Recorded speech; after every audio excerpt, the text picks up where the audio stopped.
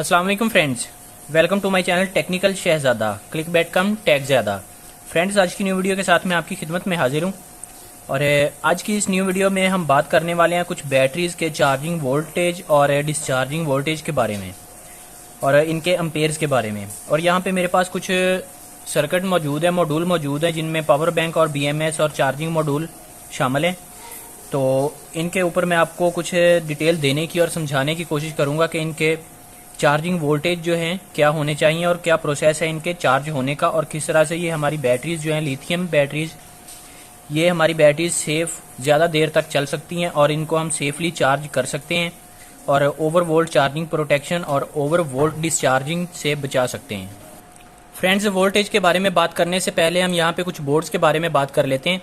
यहाँ पे ये बहुत ही लो क्वालिटी का बोर्ड है, चार्जिंग बोर्ड, और ऑपरेट भी है, इसके ऊपर ऑन ऑफ भी है। तो यहाँ पे हम इसके साथ बैटरी को कनेक्ट करके माइक्रो USB के साथ चार्ज कर सकते हैं, लेकिन इसके ऊपर किसी किस्म की कोई भी प्रोटेक्शन जो है मौजूद नहीं है, लेकिन सिर्फ एक इंडिकेटर है जो कि चार्जिंग के साइन को शो करता है कि ये चार्जिंग हो रही है बैटरी या नहीं। फ्रेंड्स, इसके बाद हम यहाँ पे एक और बोर्ड की बात करेंगे। ये TP4056 मॉड्यूल है और ये ज़रा छोटे साइज़ का है, इसके ऊपर सिर्फ एक ही IC मौजूद है। तो ये भी काफ़ी हद तक प्रोटेक्शन देता है इसकी ओवर वोल्ट चार्जिंग से और ओवर वोल्ट डिस्चार्जिंग से। ठीक है, इसके ऊपर दो इंडिकेटर मौजूद हैं, एक चार्जिंग के दौरान ऑन होता है और एक चार्जिंग फुल होने के ऊपर ऑन हो जाता है। इसके बाद इससे नेक्स्ट वाले मॉड्यूल की बात कर ली जाए, ये भी TP4056 है, ये थोड़ा बड़े साइज़ में मौजूद है। इसके ऊपर एक IC मज़ीद एक्स्ट्रा है और इसके बाद इसके ऊपर एक वोल्ट रेगुलेटर भी मौजूद है। तो ये फुली प्रोटेक्शन में ये बोर्ड है और ये सबसे यूज़फुल और सबसे बेटर ऑप्शन है इसके लिए लिथियम बैटरी चार्जर के लिए।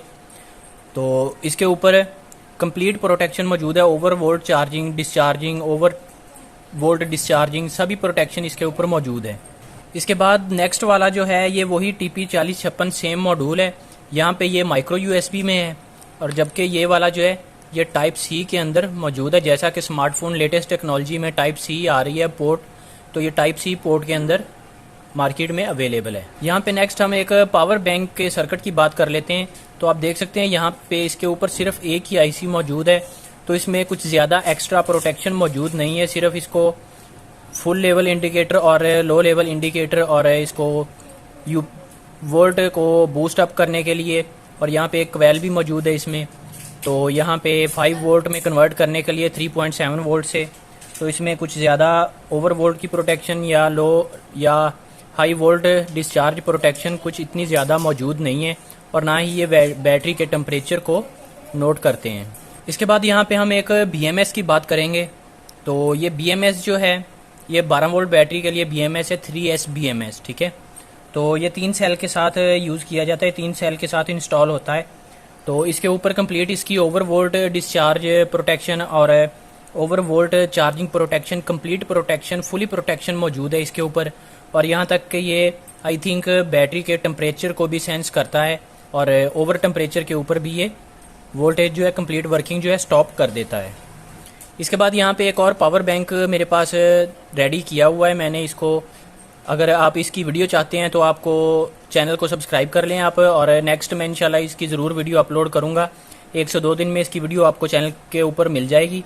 तो यहाँ पे देख सकते हैं आप, यहाँ पे ये जो चार्जिंग मॉड्यूल इसके ऊपर पावर बैंक मॉड्यूल इस्तेमाल किया गया है, ये क्वालकॉम 3.0 लेटेस्ट टेक्नोलॉजी में ये पावर बैंक मॉड्यूल है और ये टच ऑपरेटेड है। ठीक है, यहाँ पे ये टच के ऊपर ऑन हो जाता है।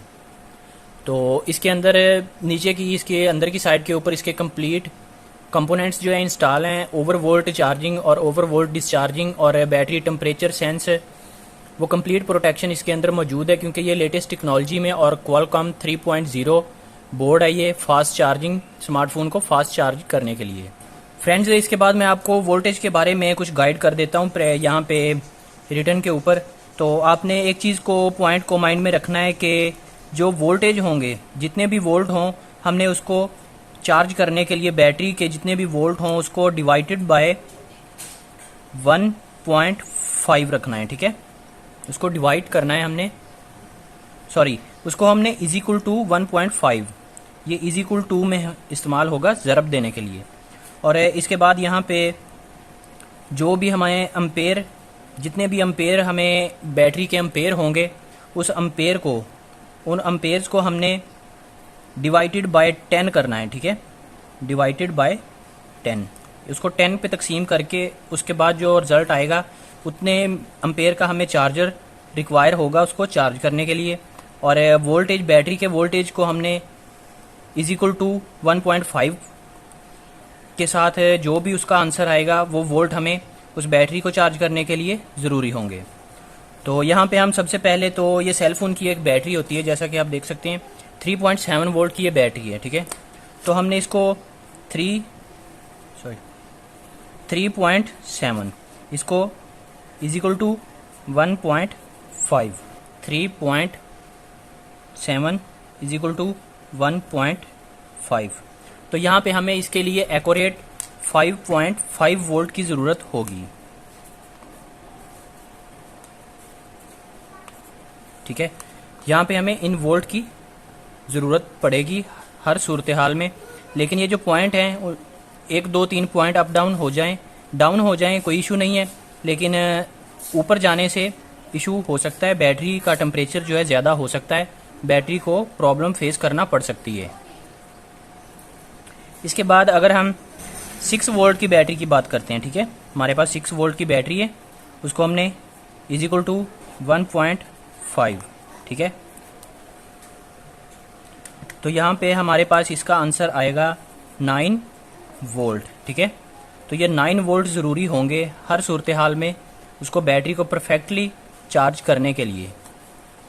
तो इसके अलावा उसको बैटरी मैनेजमेंट सिस्टम, ये जो BMS वगैरह है उसकी एक अलग इशू है, वो हमें लगाना ज़रूरी होगा बैटरीज के साथ, वो हर हाल में ज़रूरी होता है अगर बैटरी की हेल्थ जो है हमने अच्छी रखनी है। तो इसके बाद अगर हम बात करें, हमारे पास 12 वोल्ट की बैटरी है, उसको हमने इज इक्वल टू 1.5, तो यहाँ पे हमारे पास आंसर आएगा 18 वोल्ट, ठीक है। ये हमें 18 वोल्ट की ज़रूरत होगी 12 वोल्ट की बैटरी को चार्ज करने के लिए। इसी तरह से अगर हमारे पास 24 वोल्ट की बैटरी है तो हम इज इक्वल टू 1.5, यहाँ पे हमें 36 वोल्ट की ज़रूरत होगी इसको परफेक्टली चार्ज करने के लिए। तो फ्रेंड्स, ये प्रोसेस जो है इसी तरह से इंक्रीज होता रहेगा वोल्टेज के हिसाब से इज इक्वल टू 1.5। और अगर हम बात कर लेते हैं यहाँ पे 10 एम्पेयर की, तो यहाँ पे अक्सर दोस्तों को इशू आता है कि हम ये 3S BMS लगाने के बाद 12 वोल्ट की बैटरी को कितने वोल्ट के ऊपर चार्ज करें।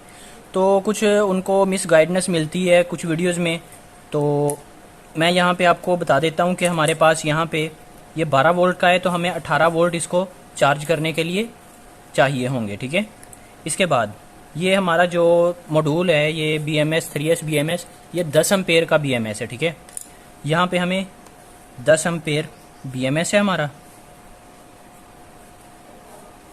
तो इसको हमने डिवाइडेड बाय 10 करना है।